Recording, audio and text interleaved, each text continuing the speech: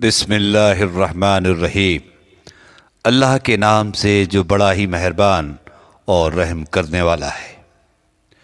اسلامی جگت کے ایک بڑے عالم مولانا سید ابوالعلا مودودی رحمۃ اللہ علیہ کے جو خطبے ہیں ان کو جمع کیا گیا، جو کہ 1938 عیسوی میں دارالاسلام پٹھان کوٹ پنجاب کی جامع مسجد میں کم پڑھے لکھے عام مسلمانوں کے سامنے دیے گئے تھے۔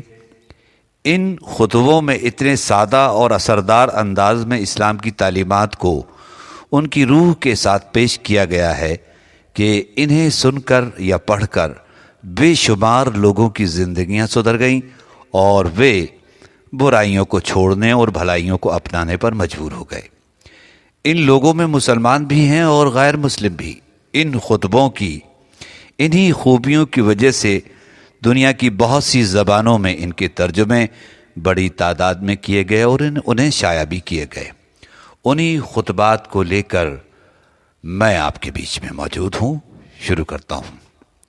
مسلمان ہونے کے لیے علم کی ضرورت اللہ کا سب سے بڑا احسان۔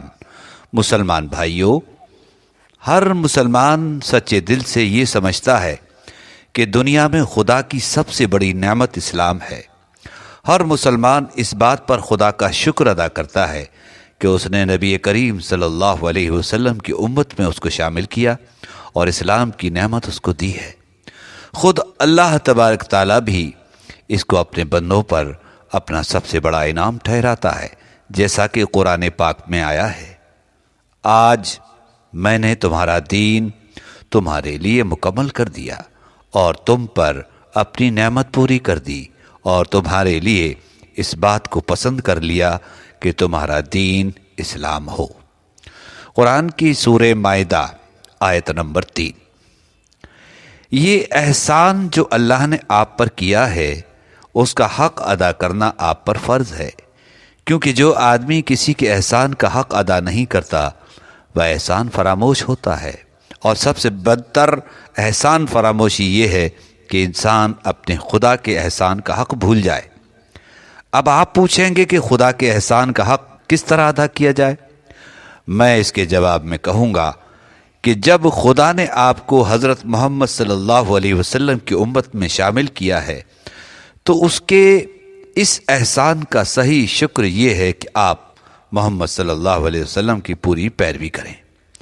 جب خدا نے آپ کو مسلمان کی ملت میں شامل کیا ہے تو اس کی اس مہربانی کا حق آپ اسی طرح ادا کرتے رہیں اور کر سکتے ہیں کہ آپ پورے مسلمان بنیں۔